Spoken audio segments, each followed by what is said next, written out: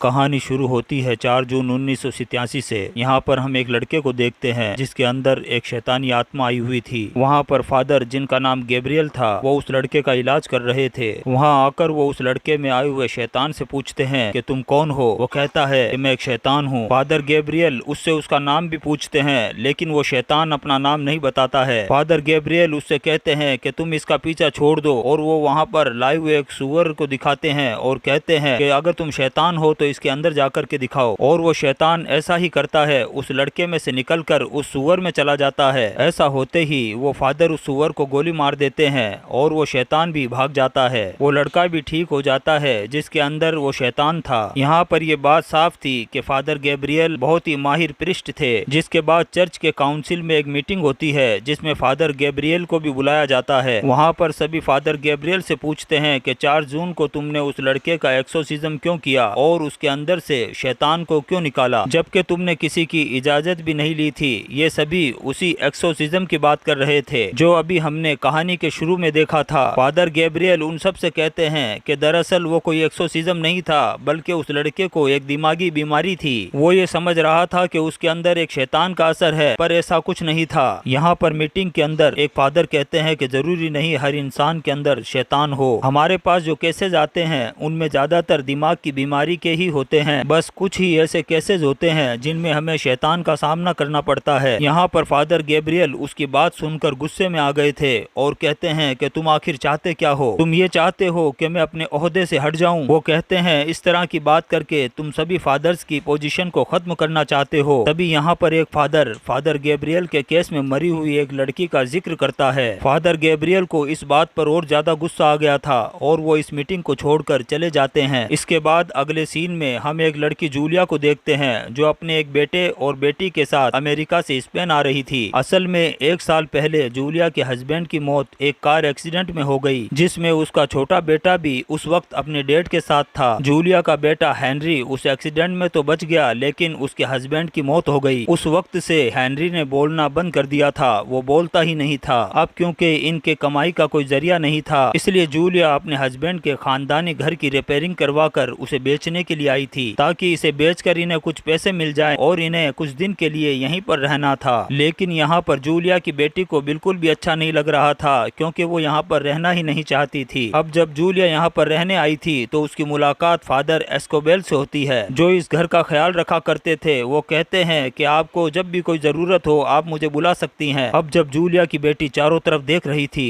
तो उसे दीवार पर एक निशान सिंबल नजर आता है जो कि एक बड़े चर्च का था। तभी दीवार में एक दरार आने लगी, जिससे जूलिया की बेटी डर जाती है और वहाँ से चली गई। अब ऐसा ही निशान उनके घर में जो वर्कर काम कर रहे थे उनमें से एक को नजर आता है। अब जब ये गौर करते हैं और दीवार में आग जलाकर देखने की कोशिश करते हैं तो वहाँ पर एक जोरदार धमाका होता है, क्योंकि वहाँ पर सल्फर गैस थी जिसकी वजह से ये हादसा हुआ था। इस हादसे की वजह से बाकी वर्कर्स ने भी काम करने से मना कर दिया था। जब ये सब चल रहा था तो वहाँ पर जूलिया का बेटा हेनरी अजीब अजीब हरकतें करने लगता है। उसे ना जाने क्या हो गया था और उसने अब बोलना भी शुरू कर दिया था। जब जूलिया उसे देखने जाती है तो हेनरी के अंदर एक शैतान की आवाज बोल रही थी। वो अपने मुंह के ऊपर एक कट भी मार लेता है। दरअसल जो वर्कर यहाँ पर काम करने आया था उसने आग जलाकर एक शैतान को आजाद कर दिया था, जिसने हेनरी को अपने काबू में कर लिया। अब जूलिया हेनरी को हॉस्पिटल भी लेकर के जाती है। यहाँ पर डॉक्टर जूलिया को बताते हैं कि वो बस अपने डैड की मौत के सदमे में है, इसलिए उसे अब एक दिमागी डॉक्टर की जरूरत है। डॉक्टर जूलिया को एक इंजेक्शन भी देती है और कहती है कि अगर हेनरी काबू से बाहर हो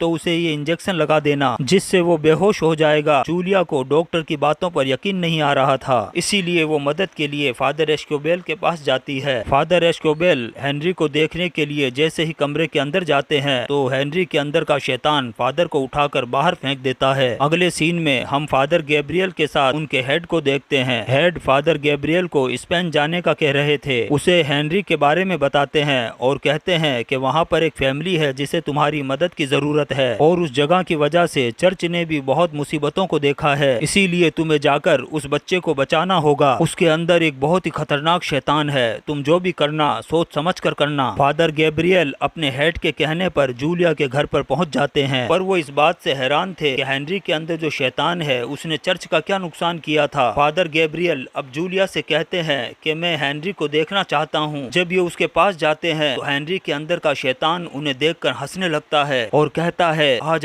जाओ, मैंने तुम्हें ही यहाँ पर बुलाना था। फादर गैब्रियल तभी उसे एक निशान दिखाते हैं जिससे हम हेनरी की आंखों में शैतान की आंखों को भी देख पा रहे थे। जब वो उससे उसका नाम पूछते हैं तो शैतान अपना नाम बताने से मना कर देता है। दरअसल किसी भी शैतान का नाम पता चल जाए तो उसका एक्सोर्सिज्म करना आसान हो जाता है। इससे जल्दी ही शैतान काबू में आ सकता था। यहाँ पर हेनरी के अंदर का शैतान गैब्रियल को डरपोक और कायर कहकर बुलाता है। दरअसल गैब्रियल पहले आर्मी में था और वो एक जंग में लड़ाई से हट गया था, मगर इस बात से गैब्रियल को कोई फर्क नहीं पड़ रहा था। तभी हेनरी अपने मुंह से एक मरा हुआ परिंदा निकालता है। ये देखकर गैब्रियल परेशान हो जाते हैं। वो बाहर आकर एस्कोबेल और जूलिया को बताते हैं कि हेनरी के अंदर एक बहुत ही खतरनाक शैतान है जो बहुत ज्यादा ताकतवर भी है। उसका एक्सोर्सिज्म करना आसान नहीं है, पर अगर हमने जल्दी कुछ ना किया तो हेनरी की जान को भी खतरा हो सकता है। फादर गैब्रियल बताते हैं कि हेनरी को अपनी डैड की मौत का सदमा था जिसका फायदा शैतान ने उठाया। ये समझ में नहीं आ रहा था कि शैतान हेनरी के अंदर आकर करना क्या चाहता था। उधर शैतान जूलिया की बेटी को भी डराता है। उसके मरे हुए डैड यानी कि जूलिया के हस्बैंड की आवाज में वो उससे फोन पर बात भी कर रहा था। यहाँ पर शैतान ने अपना काम करना शुरू कर दिया था। उधर एस्कोबेल और गैब्रियल मिलकर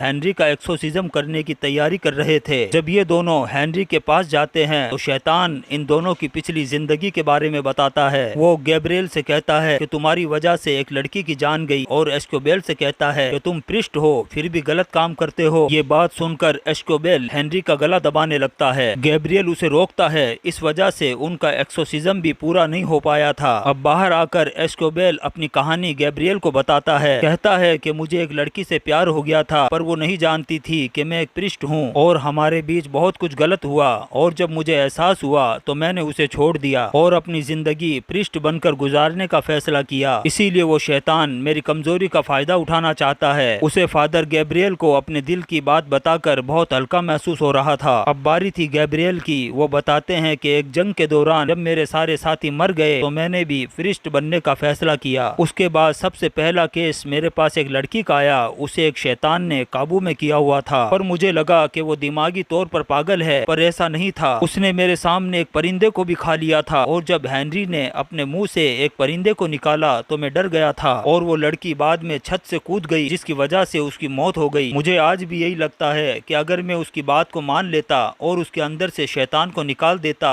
तो वो आज भी जिंदा होती। इसीलिए फादर गैब्रियल एस्कोबेल से कहते हैं कि अब तुम्हें हेनरी पर नजर रखनी होगी, और खुद यहाँ पर उस शैतान के खिलाफ सबूत ढूंढने के लिए चले जाते हैं। यहाँ पर उन्हें इसी घर में एक कुआं मिलता है जिसके ऊपर चर्च के निशान की एक सील लगी हुई थी, जिसको हटाने पर फादर गैब्रियल को बहुत सारे कंकाल ढांचे नजर आते हैं। उधर दूसरी तरफ चर्च में हम गैब्रियल के हेड को देखते हैं जो बैठे हुए एक किताब को पढ़ रहे थे, जिसे पढ़कर उन्हें एक बात पता चलती है कि वहाँ पर जो शैतान है वो बहुत ही ताकतवर है। वो एक ही वक्त में बहुत सारे लोगों को अपने काबू में कर सकता है। इसी किताब को पढ़ते हुए हेड की तबीयत भी खराब हो रही थी। उधर हेनरी के अंदर का शैतान चालाकी से अपनी मदद के लिए एस्कोबेल को बुलाता है। जब वो उसके पास जाता है तो वो शैतान उसका कान काट लेता है। साथ ही वो जूलिया की बेटी को भी दूर फेंक देता है और जूलिया को बेड पर फेंककर उसका गला घोटने लगता है। जब इन सब के बारे में गैब्रियल को पता चलता है तो वो वहाँ आकर उन सबको बचाते हैं। अब वो एस्कोबेल को लेकर उसी जगह पर जाते हैं जहाँ पर उन्होंने कंकाल को देखा था। फादर गैब्रियल एस्कोबेल को बताते हैं कि जब जूइश क्रिश्चियन में बदली तब जिन लोगों ने इनकार किया था तो उनको सजा के तौर पर इस जगह पर बंद कर दिया गया था। जब ये दोनों अंदर जाते हैं तो यहाँ पर इन्हें वैसा ही निशान वाला दरवाजा मिलता है जैसा निशान पहले जूलिया की बेटी ने भी देखा था। जब वो दरवाजे को खोलते हैं तो अंदर जाने पर उन्हें बहुत सारे कंकाल मिलते हैं, जिनमें से एक कंकाल एक पिंजरे में बंद था जिसके हाथ में एक अंगूठी थी, वो एक प्रिस्ट का कंकाल था। वहीं पर इन्हें एक और दरवाजा मिलता है जिसकी चाबी इन्हें पिंजरे के अंदर बंद कंकाल से मिलती है। वहाँ आगे जाकर इन्हें दुनिया के सबसे बड़े प्रिस्ट का कंकाल भी मिलता है। तो गैब्रियल यहाँ पर एस्कोबेल को बताते हैं कि यहाँ पर एक बहुत ही खतरनाक शैतान ने एक साथ बहुत सारे इंसानों को अपने वश में किया, जिनका एक्सोर्सिज्म उस वक्त यहाँ पर किया जा रहा था, मगर वो शैतान किसी के काबू में नहीं आया और उसने इन सब का ये हाल किया। जब सबको उस शैतान के बारे में पता चला तो इस जगह को ऐसे ही बंद कर दिया गया। तो हेनरी के अंदर जो शैतान है वो यही लगता है, तो सोचो वो कितना खतरनाक होगा। मगर यहाँ पर उस वर्कर की गलती की वजह से वो दोबारा आजाद हो गया, पर वो शैतान हेनरी के अंदर इसलिए आया था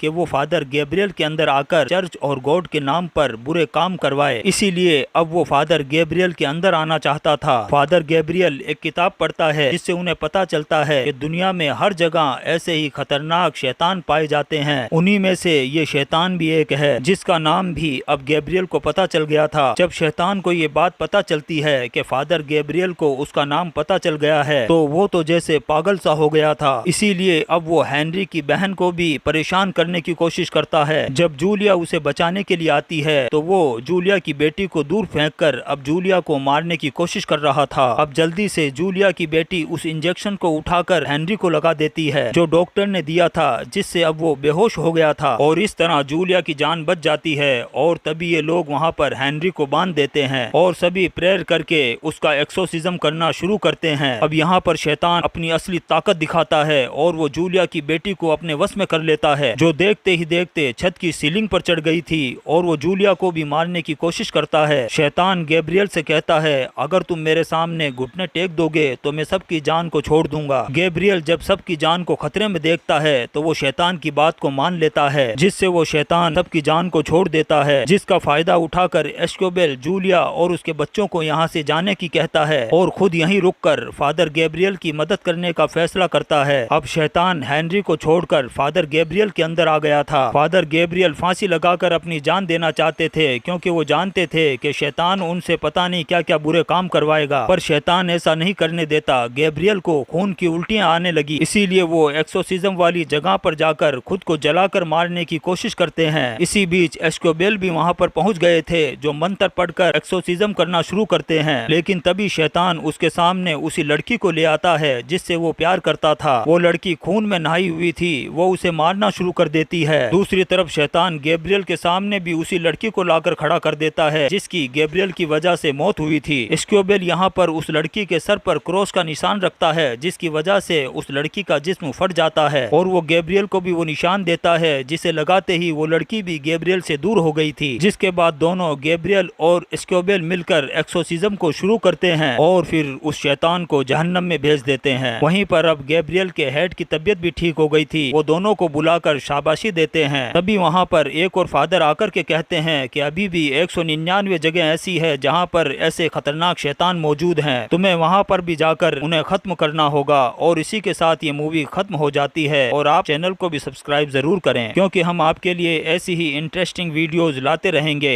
तो आप वीडियो को वॉच करें और लाइक कमेंट्स भी करें। Thank you.